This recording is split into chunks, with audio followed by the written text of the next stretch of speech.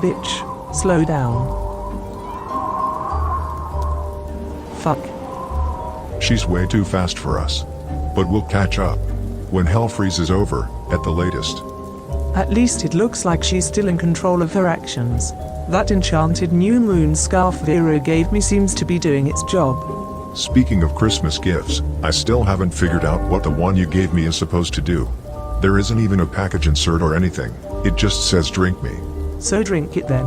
Or don't you trust me? Well, you gave the same thing to your mother, who you're not very fond of, even though your relationship seems to have improved lately. So honestly, I'm not sure. You told Tiamo that your family's shenanigans have brought you uncomfortably close to hitting the bottle. So I gave you a bottle to hit. But instead of disgusting alcohol, it contains a magic potion that will make you forget what happened without damaging your liver, your heart, and your brain in the process. Forget what happened? You mean, I wouldn't even remember any of the horrible truths about my family that I fought so hard to learn? Wasn't that the point? Kind of, but I never meant to forget everything for good. Don't you think that is something you should warn me about before you make me drink that potion? Why? If you had drunk it right away, you'd be a lot happier and we wouldn't be having this conversation now. Those revelations have brought you nothing but despair, just like my mother hasn't been the same since Prudence's mother brainwashed her. I'm trying to help both of you overcome your trauma. Thanks, but I'm not convinced that erasing memories of traumatic events is the best way to go about that. At least not in my case. Maybe not, but both of you lack my ability to make lemonade out of life's lemons, and now that your blue pill of happiness has returned home, magic seems like the best alternative. Shannon. I miss her already. See? Well, let's talk about this again later. For now we need to figure out where we are and find shelter from this freezing storm before we turn into popsicles. Agreed. Makes me envy Tiamo and Leviathan. You got them a much nicer gift than some shady potion that takes away part of who they are.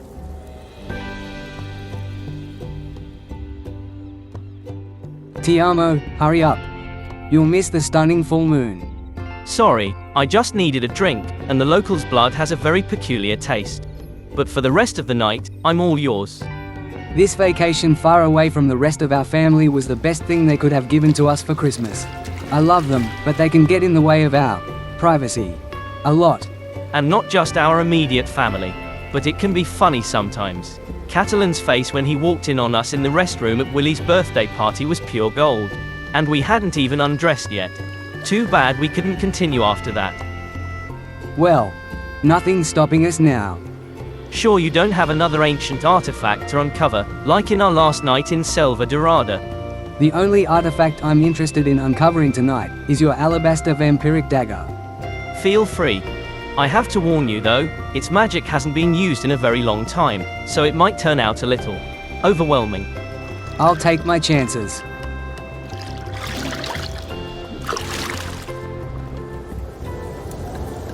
For fuck's sake, this isn't funny anymore. Where are you, bitch? The house over there. She might have taken shelter inside.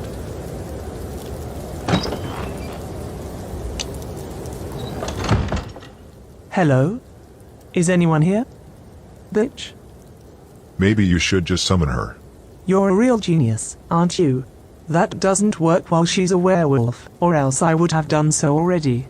Whatever she's doing, I hope she's not running around killing random people. It would be bad for my reputation as mischief if word got out that I'm letting my familiar do the dirty work for me. If that's what you're most worried about, shouldn't she be unable to do anything at all, unless one of her masters allows it? Again, not while she's a werewolf. I didn't allow her to run off and leave us behind in that blizzard, did I? This is very new to us and we don't know all the rules yet. Okay, well, one thing at a time. We should try to find out where we are. Henford Bagley. Possibly. The architecture and furnishing of this building reminds me of home. Yes, and it says so on this old envelope, provided it wasn't misdirected. Oh. This letter dates back to the 1950s. I wonder if the house has been abandoned since then. Address to Sir Maurice, Ernest. Any idea who that guy is? Or was? No, but I'm getting an idea of what he was. A witch.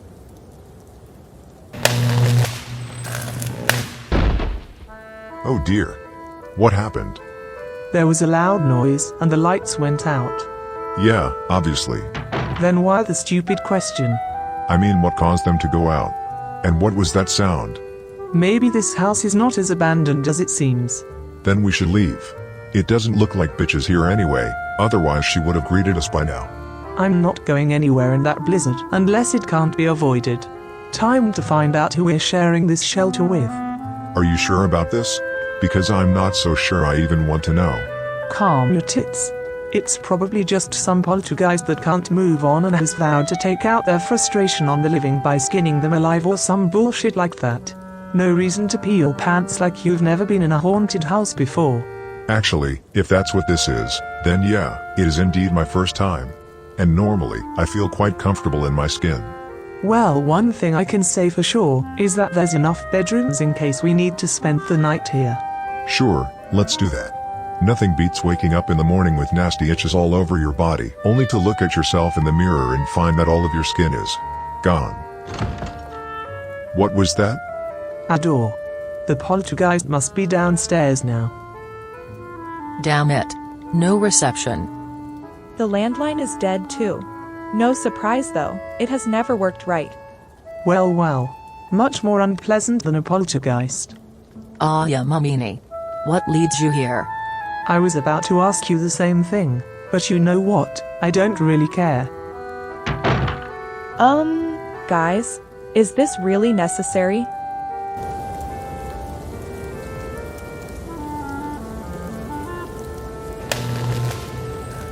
Damn it all to fucking hell.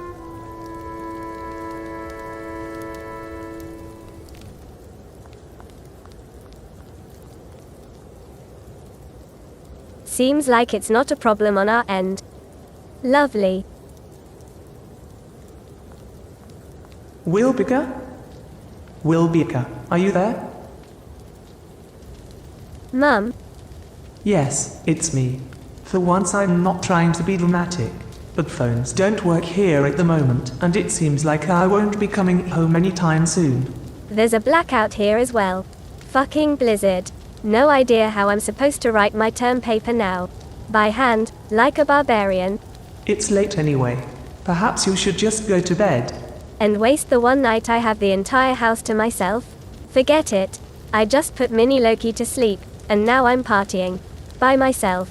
With no power, while there's a blizzard raging outside. You know the rules. Don't let any strangers in. As if there were any crazy people running around outside in this weather. Well, except for you and Bitch and Grande.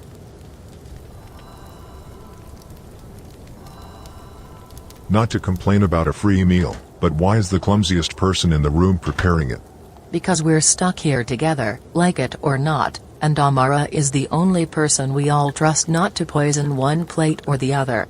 Not on purpose, but there are other dangers as well, such as a kitchen fire. Don't worry, Grande. This is an enchanted security stove. I couldn't set the house on fire with it even if I wanted to. And what about the ingredients? Are they enchanted too? Because they must be some 60 years past their expiration date. And what if the poltergeist messed with them? As I said, don't worry. Poltergeists aren't known for messing with food. Besides, if there's really a ghost here, it's probably my father. And even though he was a terrible bully who hurt me in many different ways, he would never willingly put my life in danger. Not while he was still alive, not now that he's dead. Your father? Sir Maurice Ernest? Yes. This is his old house, the one I grew up in. And I was hoping I'd never have to come here again, but then the blizzard forced us to take shelter here. What were you two doing out there in the middle of the night anyway? Looking for a werewolf. I see.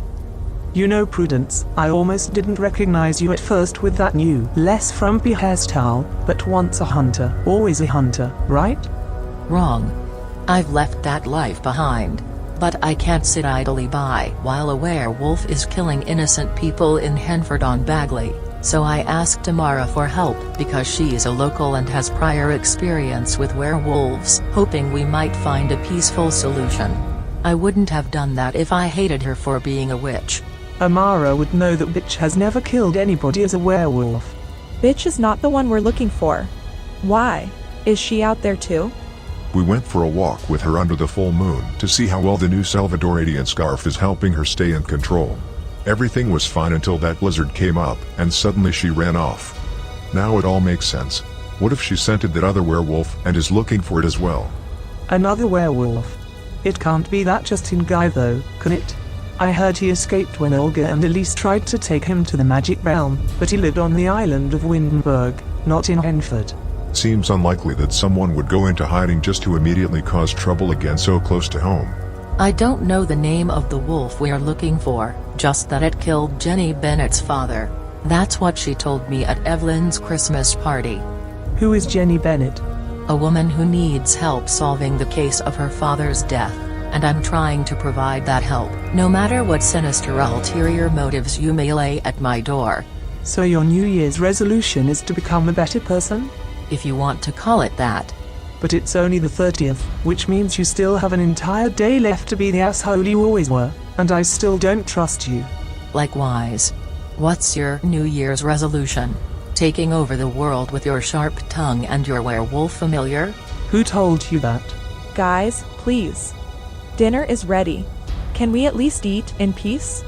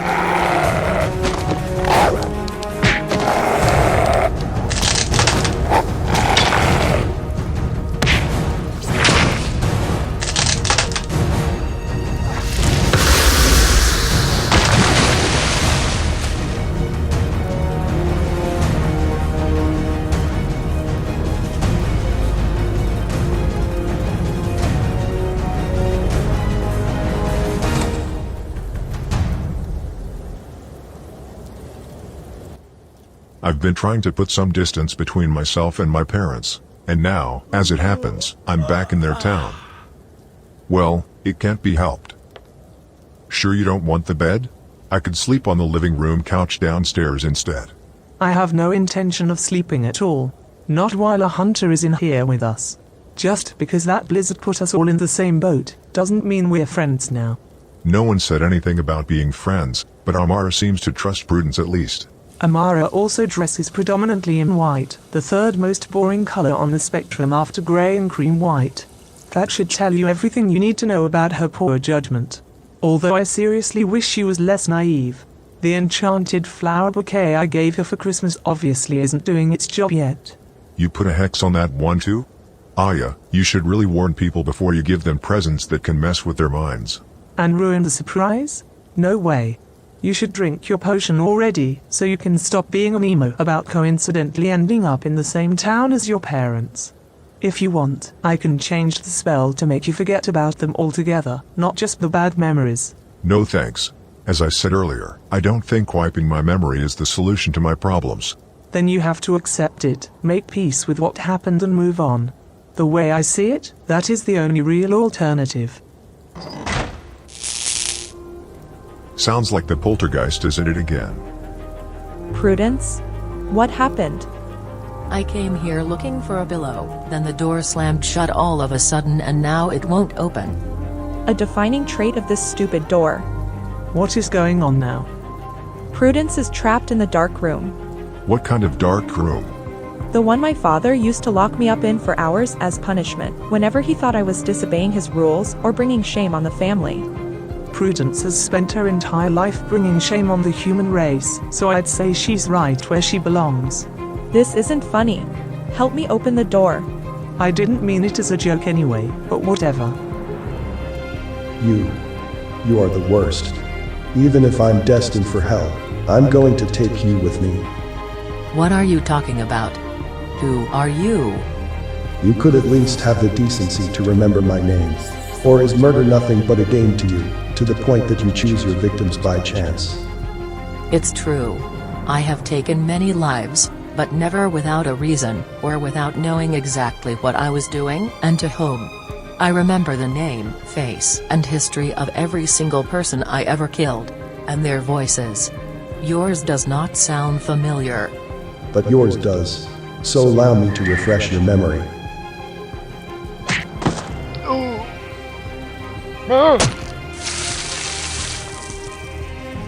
My mother. That woman must have been my mother. We look and sound very much alike, but she's the one that killed you, not me. What? So it was Dolores? You weren't aware of how your father died? Only that he had fallen victim to a violent crime, but not who committed it, or why. You're stalling for time to delay the inevitable. But you didn't give me any time at all, not even for a final prayer to Mother Moon. So don't expect me to grant you that kind of luxury. No, father, she's right. Stop it. You're making a big mistake. Oh, Amara, my ungrateful, dishonorable daughter. Even after my death, you continue to disappoint me. Shameful enough that you've been maintaining relationships with measly mortals, but now witch hunters too. Don't you have any self-respect at all? Or any sense of self-preservation? I mean, he's not entirely wrong. Father, listen to me. Prudence wasn't even alive at the time you died. Nobody in this house was. Rubbish. Everybody here is older than you. They're not. I haven't aged in over 60 years thanks to a fairy's blessing. 60 years? No, impossible. It can't have been that long. I don't know why you're still here, but yes, it has indeed been that long. And a lot has changed since then. Maybe it's time for you to move on.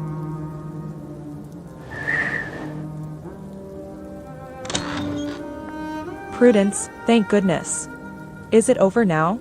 I wouldn't count on it. That was too easy. Didn't you say poltergeists were harmless? No, if I recall correctly, I said they might want to skin people alive. I thought you were exaggerating. In all my time as a hunter, I've never fought a ghost. If his soul still hasn't moved on, what else can we do for him? Depends on where his remains are and in what state. When my father died, Wilbica and I performed an exorcism ritual to make sure he'd never come back to haunt us. But that only works in combination with burning the body.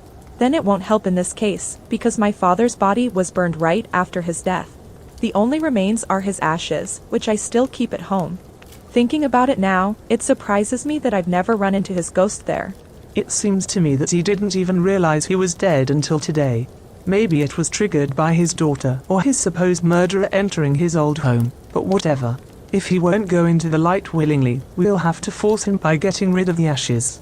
Which will have to wait until tomorrow then.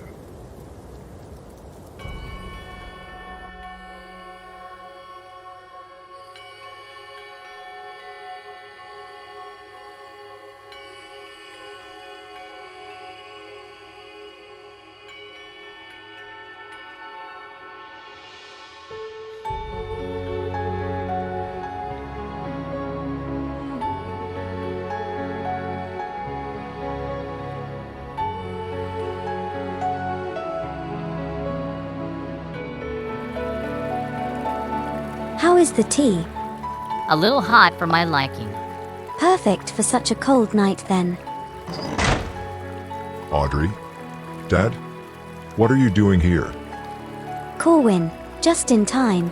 Come sit with us. We have something to discuss. Is that so? I'm dreaming, aren't I? And you're once again nothing but figments of my imagination. Which is not to say you shouldn't listen to us. Sometimes those inner voices you tend to suppress during waking hours have important things to tell you. Ricardo. Hello, Corwin. I just wanted to tell you that I miss you. You should visit me and your mother more often. Good God, don't start. You don't even know me.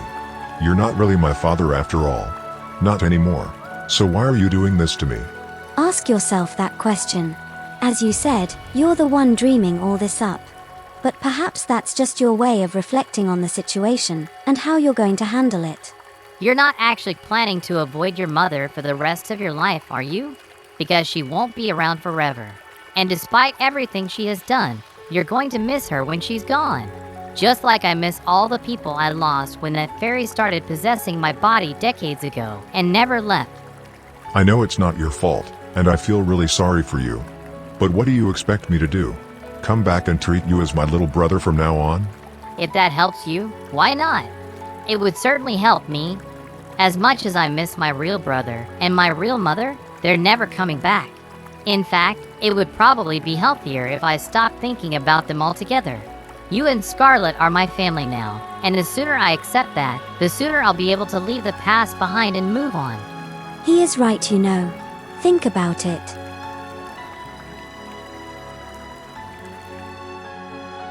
Rise and shine, Grande. Amara and Prudence are already on their way to the former's house. Time for us to get out of here as well and look for Bitch. I know now what to do with your Christmas present. You said you could still change the potion. Can you make it so that it erases someone's memory completely? A little extreme, don't you think? Will I have to rehire you to work for my evil alliance? It's not for me. I'm going to offer the potion to someone else. Someone who desperately needs a new beginning. And it could be one for me as well. Because you were right, if I won't forget, the only other thing I can do is move on. And that's going to be my New Year's resolution. And this was Faye on her wedding day. You would have liked my son-in-law. The descendants of the High Witch of Time Manipulation have always been very proud of their lineage, just like you were of ours. I see. Are my granddaughter and her husband both still alive today? No, unfortunately not. D'Antalion du Plantier VIII died. Was murdered by witch hunters almost 2 months ago. The same group that murdered me? Even the same person, I believe. It was Dolores, Prudence's mother, who gave the order. But Prudence is different. Yes, she did horrible things in the past, but she's trying to make up for it, move on with her life. And I think you should do the same, Father. Except I no longer have a life to move on with. And that's why I would rather hold on to your ashes than scatter them in the wind. I'd like to keep a part of you in my life, no matter how much you've always hated me. But you can't keep going around haunting random places and people who remind you of your murderer. If that's your plan, I'll have to get rid of your remains after all. I don't hate you. If I did, I wouldn't still be watching over you after all those years. Surely I've never been the most affectionate father, and I disagreed with many of your choices. But looking at you now, seeing what you've become, and the life you've built for yourself without my influence, it's hard to say you were wrong about everything. That must be the nicest thing you've ever said to me. Well then, be a dear and let this be your last memory of me. Goodbye, Amara.